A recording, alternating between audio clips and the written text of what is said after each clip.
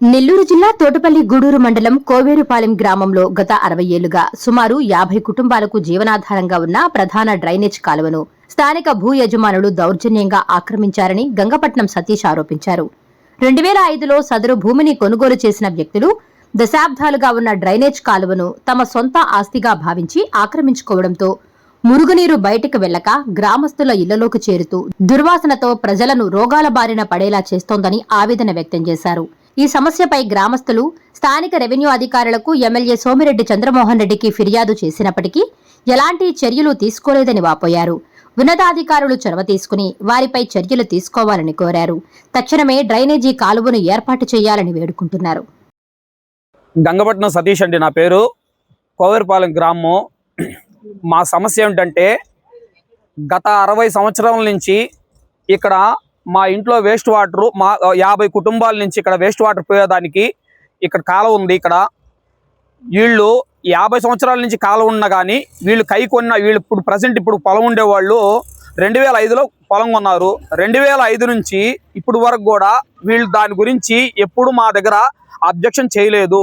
ఇవాళ దౌర్జన్యంగా కాలువ దున్నిచ్చేశారు. సో ఇదే విధంగా మేము సర్వేపల్లి ఎమ్మెల్యే, గౌరవనీయులైన సర్వేపల్లి ఎమ్మెల్యే చంద్రమోహన్ రెడ్డి గారికి రిప్రజెంటేషన్ ఇవ్వడం జరిగింది. తర్వాత ఆ సారు ఎంఆర్ఓ గారికి ఫార్వర్డ్ చేశారు. వాళ్ళు అక్కడి నుంచి సర్వేయర్కి, విఆర్ఓ గారికి మొత్తం చెప్పడం జరిగింది. సో వీళ్ళు అయినా కానీ వీళ్ళ గ్రామ నాయకులు, టీడీపీ నాయకులు, గ్రామ నాయకులు నలుగురు ఉన్నారు ఇక్కడ.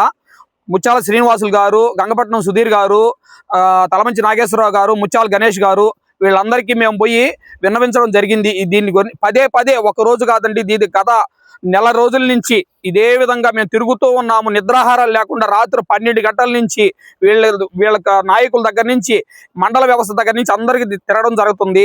కానీ వీళ్ళు ఎవరో కూడా రెస్పాండ్ అనేదే కావట్లేదు. ఇవాళ మా సమస్య ఏంటంటే దీన్ని కాలువ 60 సంవత్సరాల నుంచి ఏదే విధంగా ఉందో అదే విధంగా మేము ఏర్పాటు చేయమని కోరుచున్నాము. మీడియా ప్రతినిధులను రమ్మడం కూడా ఇదే కారణం, ముఖ్య ఉద్దేశము అదండి. ఇప్పుడు వీళ్ళందరి సమక్షంలో మా ఇంటిళ్ళ పాది వచ్చున్నారు ఇక్కడికి.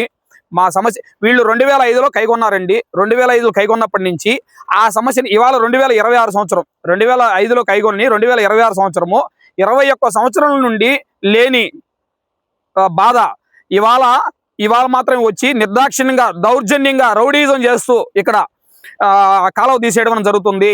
దీన్ని మాకు యథావిధిగా ఏ విధంగా కాలువ అయితే ఉందో అదే విధంగా పునరుద్ధరించవలసిందిగా మేము మీడియా ప్రతినిధుల ద్వారా గవర్నమెంట్ వారిని కోరుచున్నాము.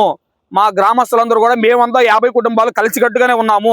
మాకు తోడు ఈ గ్రామ నాయకులు నలుగురు కూడా, ఇప్పుడున్న ప్రజెంట్ రూలింగ్ పార్టీ టీడీపీ నాయకులు నలుగురు కూడా మాకు సహకరిస్తున్నారు. దీని విషయంలో వాళ్ళు ముందుండి నడిపిస్తున్నారు. వాళ్ళతో పాటు మేము కూడా నడుస్తున్నాము. మేము చెప్పినట్టు చేయండి అంటున్నారు వాళ్ళు. అదే విధంగా మేము ఫాలో అవుతున్నాము తూచా తప్పకుండా. అదండి మా సమస్య. నమస్కారం అండి, నా పేరు శ్రావణి, మాది కోవేరుపాలెం. మాకు ఇక్కడ ఇంచుమించు నా పెళ్ళైన నుండి ఇక్కడ కాలువ ఉంది. మా వేస్ట్ వాటర్ అంటే ఆ కాలువలోకి వస్తున్నాయి. కాకపోతే ఇప్పుడు ఏంటంటే ఈ కైగల్ల వాళ్ళు దౌర్జన్యంగా ఆక్రమించేసి మా వేస్ట్ వాటర్ పోనీకుండా చేస్తున్నారు. దానివల్ల మాకు ఇంట్లో చిన్నపిల్లలు ఉన్నారు. ఆ వేస్ట్ వాటర్ పోకుండా అక్కడే ఉండడం వల్ల దోమలు, ఇంకా రకరకాల పాములు అవన్నీ మాకు వస్తున్నాయి. కాకపోతే ఇదంతా మేము గవర్నమెంట్ దృష్టికి కూడా తీసుకెళ్ళాము.